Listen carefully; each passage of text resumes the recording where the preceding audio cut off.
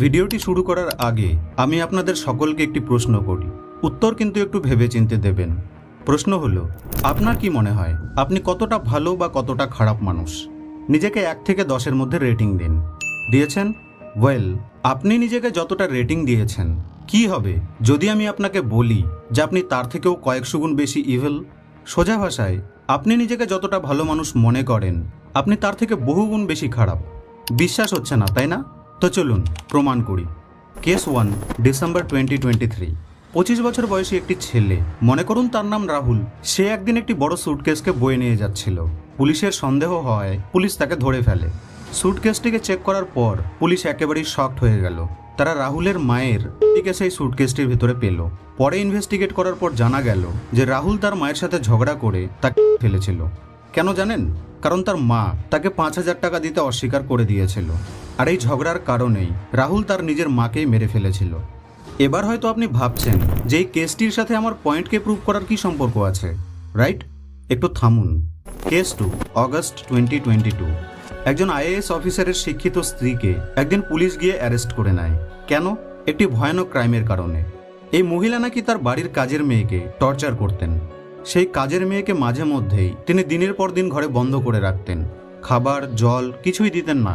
সেই কাজের মেয়েটিকে জোর করে মেঝেতে করা ইউরিনকে খাওয়াতেন। লোহা দিয়ে তার দাঁত ভেঙে দিয়েছিলেন। আর এই নির্যাতন তিনি 8 বছর ধরে করে আসছিলেন। Case 3, 19th century. এই কেসটিকে জানার জন্য আমাদেরকে একটু অতীতে যেতে হবে। আপনি এই ছবিগুলিকে একবার দেখুন। এটি হলো একটি জু, চিড়িয়াখানা। এটি হলো একটি জুওলজিক্যাল পার্ক। কিন্তু এটা কোনো সাধারণ জু নয়। এই জুয়ে পশু পাখি নয়, বরং মানুষকে খাঁচায় বন্দি করে রাখা হতো। 19th সেঞ্চুরিতে এই ধরনের চিড়িয়াখানা ইউরোপে অনেক ছিল। এই জুওলজিক্যাল পার্কগুলিকে হিউম্যান জু বলা হতো। এই চিড়িয়াখানাগুলিতে বিভিন্ন প্রজাতির বা বিভিন্ন সম্প্রদায়ের লোকেদেরকে রাখা হতো। কেন জানেন? বিনোদনের জন্য। এখানে আফ্রিকান, জাপানিজ, নেটিভ আমেরিকানদেরকে রাখা হতো। যাই হোক, যে 3টি কেসের ব্যাপারে আমি আপনাকে বললাম, জানেন এই 3টি কেসে কি কমন ছিল? এই 3টি কেসেই যারা ক্রিমিনালস ছিল তারা সকলেই নর্মাল এবং অর্ডিনারি লোক ছিল, আপনার এবং আমার মতোই। এই 3টি কেসের ক্রিমিনালরা আপনার এবং আমার মতোই নর্মাল লোক ছিল। না তো এরা সাইকোপ্যাথ ছিল, না তো এদের অতীতের কোনো ক্রিমিনাল রেকর্ড ছিল, আর না তো এদের কোনো মেন্টাল হেলথ ডিসঅর্ডার ছিল। এরা সবাই সাধারণ লোক ছিল। ইভেন হিউম্যান জুগুলিকেও সাধারণ লোকেরাই চালাতো। আর শুধু এই 3টি কেস নয়, বরং এরকম হাজার হাজার কেস আছে যেখানে একজন সাধারণ ব্যক্তি বা একজন অর্ডিনারি ব্যক্তি ক্রিমিনাল হয়ে গিয়েছিল। রিসার্চ বলে যে কেবলমাত্র 8% পুরুষ আসামি এবং 2% মহিলা আসামিরা সাইকোপ্যাথ হয়। বাকি সমস্ত আসামিরাই অর্ডিনারি এবং নর্মাল ব্যক্তি হয়। তো হ্যাঁ, আমাদের প্রত্যেকটি ব্যক্তির মধ্যেই একজন ভয়ানক অসুর লুকিয়ে রয়েছে। এই অসুর সবসময় বাইরে আসার চেষ্টা করে, আর মাঝে মধ্যে তো এই অসুর বাইরে চলেও আসে। সবারই, হ্যাঁ সবারই। ভিডিওটি শেষ হতে হতে আপনি জেনে যাবেন যে অসুরকে কিভাবে কন্ট্রোল করতে হয়। আর যদি আপনি শেষ অবধি না দেখেন, তো এই অসুর কোনো না কোনো দিন আপনাকে হারিয়ে বাইরে চলেই আসবে। So let's begin. যেমনটা আমি বললাম যে অসুর কোনো না কোনো এক সময় আমাদের বাইরে চলেই আসে। তো প্রশ্ন হলো, যেমন কি কি ব্যাপারের কারণে এই অসুর আমাদের থেকেও বেশি শক্তিশালী হয়ে যায় এবং আমাদেরকে দিয়ে ভুল কাজ করিয়ে দেয়? সোজা ভাষায় যদি বলি, তো এমন কি কারণের জন্যে একজন সাধারণ ব্যক্তি খারাপ হয়ে যায়? তো চলুন, এবার আমি আপনাকে সাইকোলজির ফিল্ডের এক এমন এক্সপেরিমেন্টের ব্যাপারে কথা বলবো যা সারা পৃথিবীর সমস্ত সায়েন্টিস্ট এবং সাইকোলজিস্টদেরকে অবাক করে দিয়েছিল। Human evilness. এই এক্সপেরিমেন্টটি ওয়ার্ল্ড ওয়াইড এতটা ক্রিটিসিজম পেয়েছিল যে এরপর আবার কেউ আজ অব্দি এই এক্সপেরিমেন্ট করার সাহস পায়নি। ইভেন এই এক্সপেরিমেন্টটি কিছুদিন বাদে এতটা এক্সট্রিম লেভেলে চলে গিয়েছিল যে কে বাধ্য হয়ে বন্ধ করতে হয়েছিল। তবুও এই এক্সপেরিমেন্টটি আমাদেরকে সাইকোলজির ব্যাপারে অনেক কিছু শেখায়। ইনফ্যাক্ট এই এক্সপেরিমেন্টটি থেকে আমরা এটাও কোরিলেট করতে পারবো যে কিভাবে ব্রিটিশার্সরা আমাদের দেশে এসে আমাদের উপর এতদিন শাসন করেছিল। 17th অগস্ট 1971, স্ট্যানফোর্ড ইউনিভার্সিটির প্রফেসর ডক্টর ফিলিপ জিম্বার্ডোর মনে প্রশ্ন এলো যে সাধারণ, সৎ এবং অর্ডিনারি ব্যক্তিদেরকে কিভাবে একজন খারাপ বা ইভিল ব্যক্তি বানানো যায়। তো তিনি এটি জানার জন্য 24 জন নর্মাল কলেজ স্টুডেন্টদেরকে নিলেন এবং তাদেরকে 12 জন করে 2টি ভাগে ভাগ করে দিলেন এবং র্যান্ডমলি তাদেরকে আসামি এবং জেলের গার্ড হিসেবে অ্যাসাইন করে দিলেন। অ্যাকচুয়ালি এই এক্সপেরিমেন্টটিকে 15 দিনের জন্য প্ল্যান করা হয়েছিল। কিন্তু একবার ভেবে দেখুন যেমন কি ঘটনা ঘটেছিল যার কারণে এই এক্সপেরিমেন্টটিকে মাত্র 6 দিনেই বন্ধ করতে হয়েছিল। ডে 1, তো প্ল্যান হিসেবে 17 অগস্টে এক্সপেরিমেন্টটি শুরু হলো।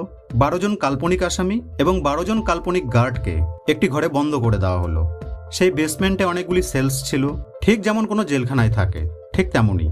তো প্রথম দিন সবাই সবার সাথে বন্ধুর মতো করে কাটালো, একে অপরের সাথে গল্প করছিল। ডে 2, দ্বিতীয় দিন দেখা গেল যে পুলিশ গার্ডরা নিজের অথরিটির শক্তি প্রদর্শন করতে শুরু করলো। তারা কয়েদিদের ওপর স্ট্রিক্ট হয়ে গেল। তারা নতুন নিয়ম তৈরি করলো। গার্ডরা কয়েদিদেরকে সাইকোলজিক্যাল টর্চার করতে শুরু করে দিল। আর এই টর্চার এতটা এক্সট্রিম ছিল যে একজন কয়েদি তো মানসিকভাবে অসুস্থ হয়ে গেল দ্বিতীয় দিনেই, যার কারণে তাকে এক্সপেরিমেন্ট থেকে বাদ দিতে হলো। সকলেই অবাক হয়ে গেল। জিম্বার্টো তো কল্পনাও করতে পারেনি যে মাত্র 36 ঘন্টার মধ্যেই সিচুয়েশন এমন হয়ে যাবে। ডে 3, তৃতীয় দিন সিচুয়েশন আরও খারাপ হতে শুরু করলো। পুলিশ গার্ডেরা কয়েদিদেরকে ঠিকমতো খাবারও দিচ্ছিল না। গার্ডেরা কয়েদিদেরকে রাতে বারবার ঘুম থেকে জাগিয়ে দিতে লাগলো, জোরে জোরে চিৎকার করতে লাগলো। ডে 4, এবার সিচুয়েশন আরও আনস্টেবল হয়ে গেল। যে সকল কয়েদিরা গার্ডদের কথাকে ঠিকমতো শুনতো না বা আদেশকে ফলো করতো না, সেই সকল কয়েদিদেরকে শাস্তি দেওয়া হতো। কেমন শাস্তি? যেমন একটি ছোট অন্ধকার রুমে তাদেরকে সারাদিন বন্ধ করে রাখা হতো, অথবা খালি হাতে তাদেরকে টয়লেট পরিষ্কার করতে বলা হতো। তাদেরকে এমন কাজ করতে বলা হতো যে কাজকে তারা কোনোদিন ভাবেওনি। ডে 5, সব কয়েদিরা এবার গার্ডদেরকে দেখে খুব ভয় পেতে লাগলো। এমন ভয় যে এবার তারা নিজেদেরকে সত্যি সত্যি একজন ক্রিমিনাল মনে করতে শুরু করলো। এবার তারা গার্ডদের সমস্ত কথাকে মান্য করতে লাগলো এবং নিজেদেরকে একজন ক্রিমিনাল মনে করতে শুরু করলো। ডে 6, কিন্তু তবুও গার্ডরা তাদেরকে মাঝে মধ্যে পানিশমেন্ট দিতে লাগলো। তারা যখন জানলো যে তাদের হাতে পাওয়ার এসে গেছে, তখন তারা আরও ইভিল হয়ে গেল। এবার কয়েদিরা ভুলেই গেছিল যে এটি একটি এক্সপেরিমেন্ট চলছে। গার্ডরাও ভাবছিল যে সত্যি সত্যি তারা জেলের কয়েদিদের গার্ড দিচ্ছে। এই সিচুয়েশনে এসে এক্সপেরিমেন্টারদেরকে তাদের এই এক্সপেরিমেন্টটিকে বন্ধ করতে হয়েছিল। Thank you, 416. Hey. Thank you, 416. Hey! This experiment is terminated from this point on.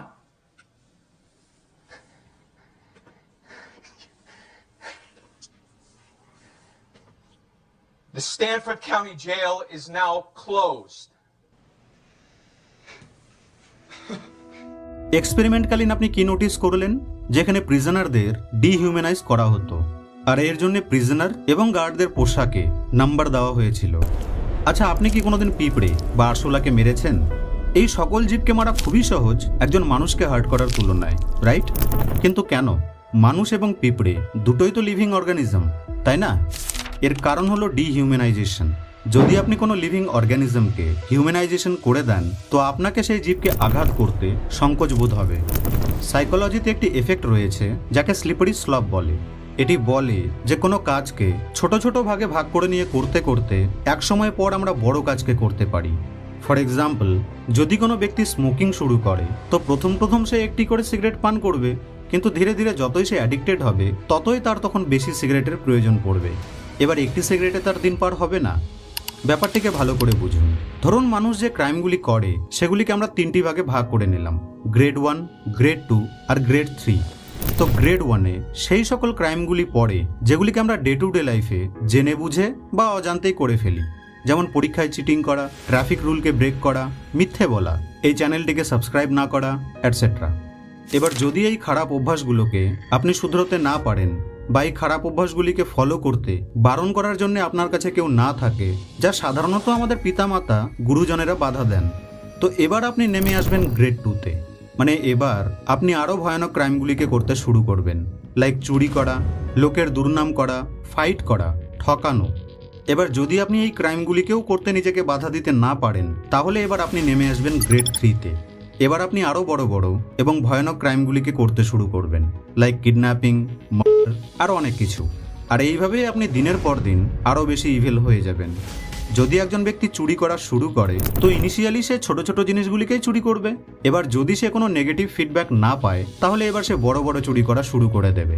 তারপরের মাত্রা বাড়তেই থাকবে। এবার এই ছকটিতে আরও একটি গ্রেড আছে ক্রাইমের। ধরুন এর নাম হলো গ্রেড এস গ্রেড, অর্থাৎ আপনি দেখছেন যে কেউ ক্রাইম করছে, আপনি সেই ক্রাইমের উইটনেসও ছিলেন, বাট আপনি কিছু না বলে, প্রোটেস্ট না করে চুপ থেকে যান। আমরা স্ট্যানফোর্ডের প্রিজন এক্সপেরিমেন্টে দেখলাম যে যখন গার্ডদের কাছে পাওয়ার ছিল, তখন তারা কতটা ইভিল হয়ে গিয়েছিল, কিন্তু যখনই এক্সপেরিমেন্ট শেষ হয়ে গেল, তারা আবার নর্মাল হয়ে গেল।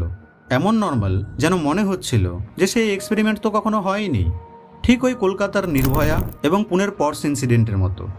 যদি কারো কাছে পাওয়ার থাকে আর সে যদি কোনো ক্রাইম করে, তো একজন সাধারণ মানুষ কি করবে? সে প্রাইম উইটনেস হওয়া সত্ত্বেও চুপ থাকাটাই বেস্ট মনে করবে। পাওয়ার এবং অথরিটির আরও একটি বেস্ট এক্সাম্পল আছে, হলোকস্ট। একবার ভেবে দেখুন, যেমন কি কারণ ছিল যার কারণে সাধারণ লোকেরা ইহুদিদের জেনোসাইড করতে শুরু করেছিল। সাধারণ মানুষ কোনোদিনই গণহত্যা, নরসংহারের কথা ভাবতেও পারবে না, আর এখানে লক্ষ লক্ষ লোক একসাথে মারা যাচ্ছে। The power and statistic pleasure. তো চলুন এই ব্যাপারটিকে আমরা একটি এক্সপেরিমেন্টের দ্বারা বোঝার চেষ্টা করি।